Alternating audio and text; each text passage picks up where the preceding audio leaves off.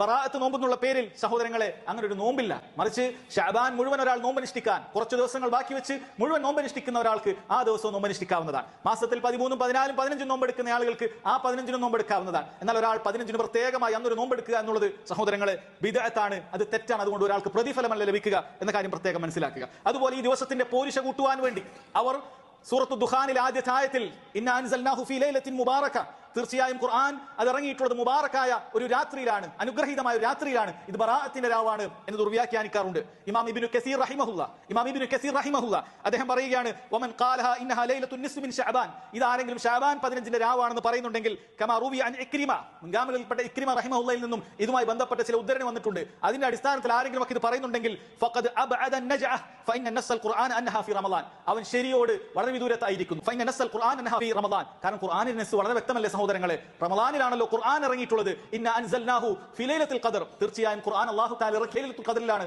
ലൈലത്തുൽ ഖദർ റമളാനിന്റെ അവസാനത്തെ 10-ലാണെന്നുള്ളത് എല്ലാവർക്കും അറിയുന്ന കാര്യമാണ്. അതുകൊണ്ട് തന്നെ ഖുർആൻ അവതരിച്ച അനുഗ്രഹീതമായ രാവ് അത് ബറാഅത്തിന്റെ രാവ് എന്നുള്ള പേരിൽ പറയപ്പെടുന്ന ശഅബാൻ 15 രാവയല്ല സഹോദരങ്ങളെ. അതുകൊണ്ട് ആ രാവിന് പ്രത്യേകമായ ഇബാദത്തുകൾക്ക് ആരും കൂടിയിരിക്കേണ്ടതില്ല.